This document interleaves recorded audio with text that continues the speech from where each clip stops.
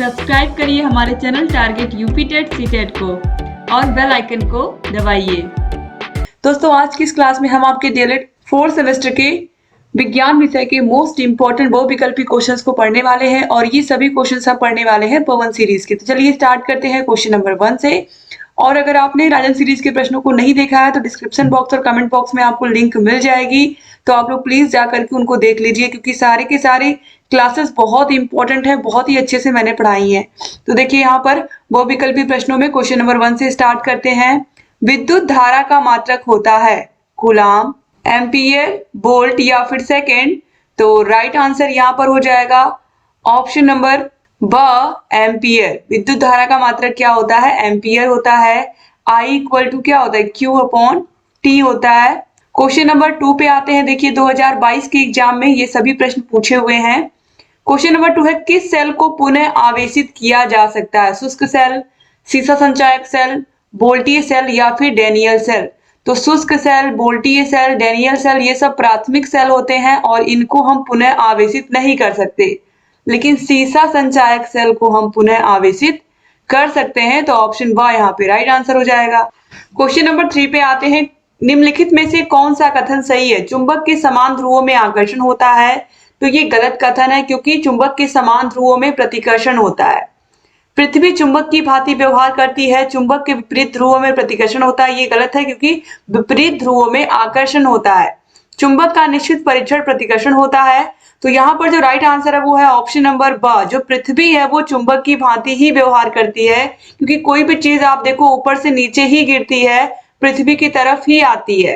Question number 4 पे आते हैं। सही खाद्य श्रृंखला पर निशान लगाएं। ठीक है, तो यहाँ पर आप देखिए घास को गाय खाती है, गाय को हिरन खाता है, हिरन को भैंस। ये पूरी तरीके से गलत है, क्योंकि हिरन क्या खाता है? घास खाता है। ठीक है, घास को भेड़िया खाता है, भेड़िया को हिरन। फिर यहाँ पर आपको पता है हिरन केवल घास पर निर्भर होता है। घास को कीड़ा खाता है, कीड़ा को चिड़िया खाती है, चिड़िया को सांप खाता है, और ये बिल्कुल सही है। ठीक है, और यहाँ पर फिर उल्टा दिया, घास को सांप खाता है। तो आपको पता है सांप घास नहीं खाता, तो ऑप्शन सा जो है घास को कीड़ा खाता है, कीड़े को चिड़िया खाती है, चिड़िया को सांप खाता है। सा सही हो जाएगा। क्वेश्चन नंबर 5 है। आवर्त सारणी में हीलियम का क्या स्थान है? ऊपर बाईं ओर, नीचे बाईं ओर, नीचे दाईं ओर या ऊपर दाईं ओर। तो राइट आंसर हो जाएगा ऊपर दाईं तरफ। ऑप्शन द जो है ये राइट आंसर हो जाएगा। क्योंकि दोस्तों जो हीलियम होता है ये अक्रिय गैस होता है, और अक्रिय गैस सभी के सभी दाहिनी तरफ ही होती है, ऊपर से नीचे की तरफ। हीलियम है, नियॉन है, आर्गन, क्रिप्टॉन, जिनॉन, रेडॉन, ये सब क्या है? ये सब अक्रिय गैसें हैं। ठीक है, आगे बढ़ते हैं। क्वेश्चन नंबर 6 पे आते हैं। कैलेमाइन का रासायनिक सूत्र इसमें से कौन सा है?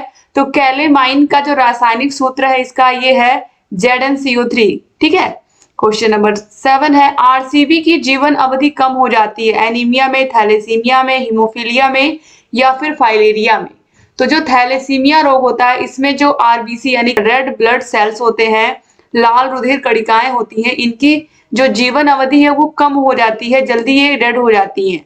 तो थैलेसीमिया ये सही हो जाएगा। थैलेसीमिया एनीमिया का ही एक गंभीर रूप होता है। ठीक है, आगे बढ़ते हैं क्वेश्चन नंबर 8 पर।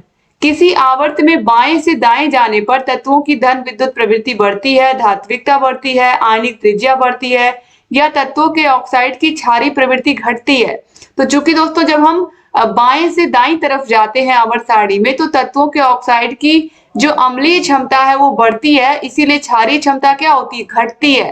तो ऑप्शन द सही हो जाएगा। 2021 के एग्जाम में आप देखिए सारे प्रश्न पूछे हुए हैं। क्वेश्चन नंबर 9 है। लैमार्कवाद का आधार है जाति उद्भवन, उपार्जित लक्षणों की वंशागति, जनसंख्या गतिकी या जीवन संघर्ष। तो जो लैमार्कवाद है इन्होंने उपार्जित लक्षणों की वंशागति का सिद्धांत दिया था। ऑप्शन ब जो है ये राइट आंसर हो जाएगा। क्वेश्चन नंबर 10 पे आते हैं। इसमें से कौन सा समीकरण सही नहीं है? तो I equal to Q upon T होगा, आप सभी को पता है। तो Q equal to I into T हो जाएगा, ये भी सही है। ठीक है, तो यहाँ पर आप देखिए तो दोस्तों ये प्रश्न होना चाहिए इसमें से कौन सा समीकरण सही है। तो यहाँ पर जो सही है वो ऑप्शन ब ही है, I equal to Q upon T। बाकी सब गलत यहाँ पर है, तो ऑप्शन ब यहाँ पर सही हो जाएगा। ठीक है, आगे बढ़ते हैं। क्वेश्चन नंबर 11 पे आते हैं। इसमें से तृतीय उपभोक्ता कौन है? तो ये मैंने आपको राजन सीरीज में भी बताया है कि हरे पेड़ पौधे, चूहा, सांप और बाज में जो तृतीयक उपभोक्ता है वो सांप होगा। देखिए जो हरे पेड़ पौधे होते हैं इनको खाता है टिड्डा। कौन खाता है? टिड्डा खाता है या कीड़े खाते हैं, कुछ भी आप लिख सकते हो। फिर इनको कौन खाता है? मेंढक। और मेंढक को कौन खाता है? सांप। ठीक है, तो आप देखिए जो टिड्डा हो गया ये प्राथमिक उपभोक्ता हो गया, ठीक है, और जो मेंढक हो गया ये द्वितीयक हो गया, और सांप तृतीयक उपभोक्ता हो गया। ठीक है, और ये जो बाज होते हैं ये सर्वाहारी होते हैं, या सबसे ऊंचा इनका स्थान होता है पिरामिड में। तो ऑप्शन सा जो है सांप, ये राइट आंसर हो जाएगा। क्वेश्चन नंबर 12 पे आते हैं, इसमें से उपधातु कौन है? लोहा, आर्सेनिक, सोना या फिर ग्रेफाइट। तो दोस्तों राइट आंसर इसमें हो जाएगा ऑप्शन नंबर ब, आर्सेनिक। आर्सेनिक राइट आंसर हो जाएगा। क्वेश्चन नंबर 13 पे आते हैं, उपार्जित लक्षणों के वंशागति का सिद्धांत संबंधित है किससे? उपार्जित लक्षणों के वंशागति का सिद्धांत संबंधित है डार्विन से, जीन बैप्टिस्ट लैमार्क से, ह्यूगो डी ब्रिज से, या फिर इनमें से कोई नहीं। तो राइट आंसर है जीन बैप्टिस्ट लैमार्क से संबंधित है उपार्जित लक्षणों की वंशागति का सिद्धांत। उपार्जित लक्षणों की वंशागति का सिद्धांत जीन बैप्टिस्ट लैमार्क से संबंधित है। क्वेश्चन नंबर 14 है, नोबेल गैस का उदाहरण है हाइड्रोजन, ऑक्सीजन, कार्बन डाइऑक्साइड या फिर रेडॉन। तो यहाँ पर आप देखिए नोबेल गैस का उदाहरण है हाइड्रोजन, ऑक्सीजन, कार्बन डाइऑक्साइड या फिर रेडॉन। तो राइट आंसर यहाँ पर हो जाएगा radon. Helium, krypton, xenon, radon ये सब क्या है? नोबेल गैसें हैं। ठीक है, और यहाँ पर उपधातु तो आपने देख ही लिया, आर्सेनिक है। उपार्जित लक्षणों की वंशागति का सिद्धांत किसने दिया था? लैमार्क ने दिया था। और नोबेल गैस का उदाहरण इसमें से कौन है? रेडॉन है। क्वेश्चन नंबर 15 पे आते हैं, जनित्र यानी कि जनरेटर द्वारा कौन सी ऊर्जा का कौन सी ऊर्जा में रूपांतरण होता है? तो जो जनरेटर होता है ये यांत्रिक ऊर्जा को विद्युत ऊर्जा में कन्वर्ट करता है, जिससे जो लाइटें होती हैं, फैन होते हैं, सभी चलते हैं। तो यांत्रिक ऊर्जा को विद्युत ऊर्जा में कन्वर्ट करता है। ऑप्शन सा जो है ये राइट आंसर हो जाएगा। क्वेश्चन नंबर 16 है, विद्युत धारा का मात्रक कौन है? तो विद्युत धारा का मात्रक एम्पियर होता है। ऑप्शन ब जो है ये राइट आंसर हो जाएगा। क्वेश्चन नंबर 17 पे आते हैं, हेमेटाइट किसका अयस्क है? सोना, तांबा, लोहा या कैल्शियम। तो हेमेटाइट लोहे का अयस्क है। क्वेश्चन नंबर 18 है, इसमें से कौन मिश्र धातु है? पीतल, तांबा, जस्ता या फिर टिन। तो इसमें से मिश्र धातु है पीतल, जो कि तांबा और जस्ता को मिला करके बनती है। 2019 के एग्जाम में ये सभी प्रश्न आप देखिए पूछे हुए हैं। क्वेश्चन नंबर 19 है, भारत में एनीमिया के क्या कारण है? गरीबी, अज्ञानता, गंदा रहन सहन या उपरोक्त सभी। तो राइट आंसर है ऑप्शन नंबर द, उपरोक्त सभी। क्वेश्चन नंबर 20 है, उत्परिवर्तन का कारण है जीन परिवर्तन, जीवन संघर्ष, उद्विकास या प्राकृतिक चयन। तो राइट आंसर है जीन परिवर्तन। क्वेश्चन नंबर 21 है, निम्नलिखित में से दिष्ट धारा का प्रयोग करते हैं? दिष्ट धारा यानी कि डायरेक्ट करंट। ठीक है, तो देखिए, और एक होती है अल्टरनेट करंट, जो हमारे घरों में बिजली आती है, इससे हम पंखा चलाते हैं, टीवी चलाते हैं, कूलर चलाते हैं। और जो डीसी करंट होती है ये होती है टॉर्च में, जिसे हम डायरेक्ट करंट भी कहते हैं। तो ऑप्शन ब जो है ये राइट आंसर हो जाएगा। क्वेश्चन नंबर 22 है, पौधों एवं जंतुओं के बीच की कड़ी है अमीबा, यूग्लिना, वायरस या क्लेमाइडोमोनास। तो राइट आंसर दोस्तों यहाँ पर है यूग्लिना। ऑप्शन ब जो है ये राइट आंसर हो जाएगा। क्वेश्चन नंबर 23 है, इसमें से कौन चुंबकीय पदार्थ है? लोहा, पीतल, तांबा या रबड़। तो इसमें से चुंबकीय पदार्थ है लोहा। ऑप्शन अ जो है ये राइट आंसर हो जाएगा।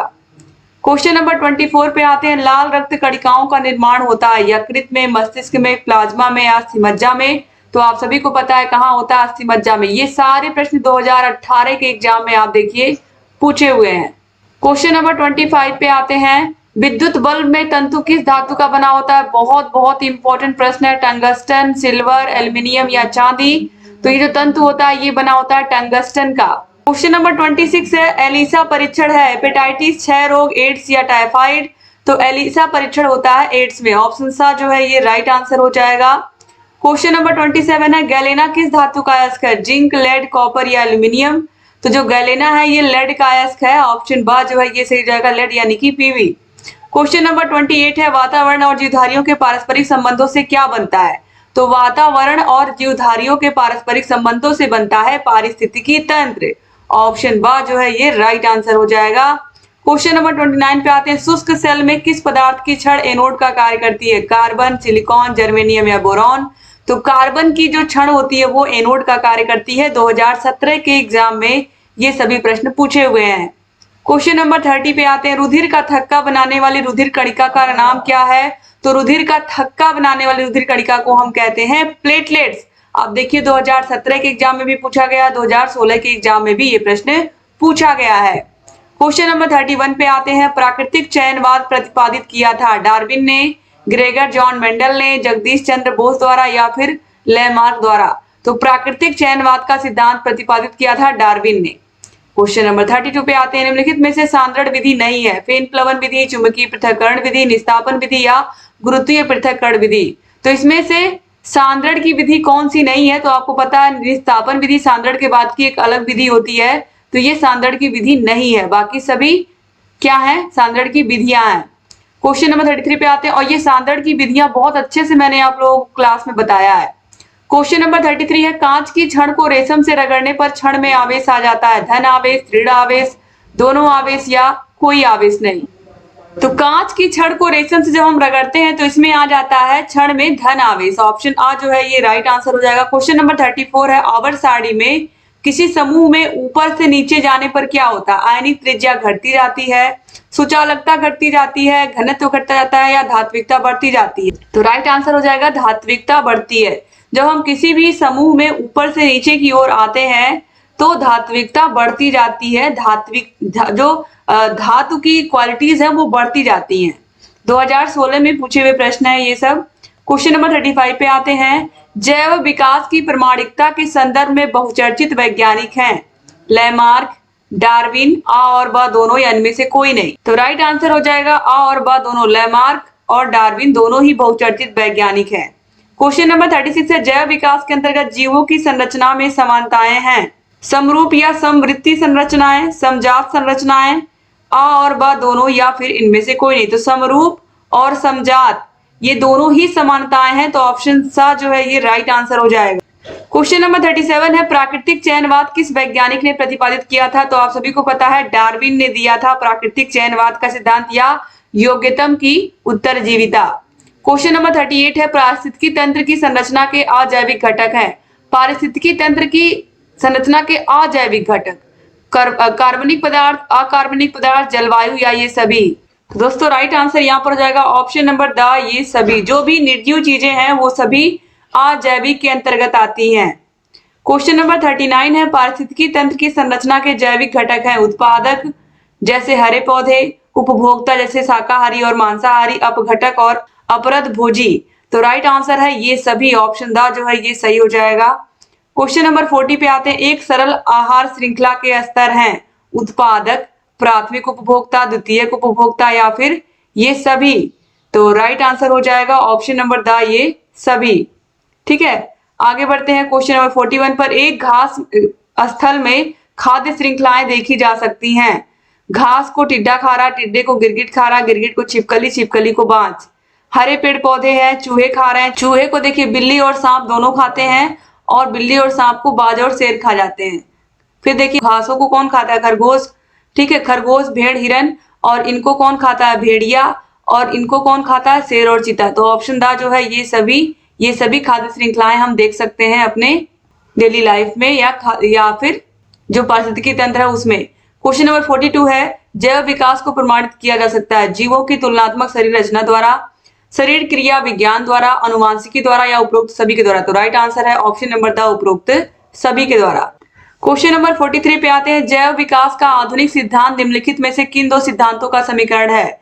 लेमार्कवाद एवं डार्विनवाद, डार्विनवाद एवं वेलेस का सिद्धांत, डार्विनवाद एवं डी ब्रिज का उत्परिवर्तन सिद्धांत या लेमार्कवाद एवं डी ब्रिज का उत्परिवर्तन सिद्धांत? तो राइट आंसर हो जाएगा ऑप्शन नंबर सा डार्विनवाद एवं डी ब्रिज का उत्परिवर्तन सिद्धांत। ठीक है, जिसे हम लेमार्कवाद भी कहते हैं। क्वेश्चन नंबर 44 पे आते हैं। फिलोसफी जूलॉजिक नामक पुस्तक के लेखक है मेंडल, लेमार्क, डार्विन या बीजमान? दोस्तों इसको लेमार्क ने लिखा था। ऑप्शन ब जो है ये राइट आंसर हो जाएगा। इसमें बीजमान दिया है, ये राइट आंसर नहीं है। ठीक है, क्वेश्चन नंबर 45 पे आते हैं।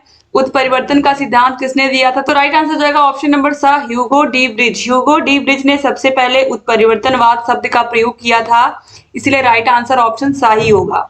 क्वेश्चन नंबर 46 है। पारिस्थितिक तंत्र शब्द का सर्वप्रथम प्रयोग किस वर्ष किया गया? तो ये 1935 में किया गया था। ऑप्शन आ जो है ये बिल्कुल सही हो जाएगा।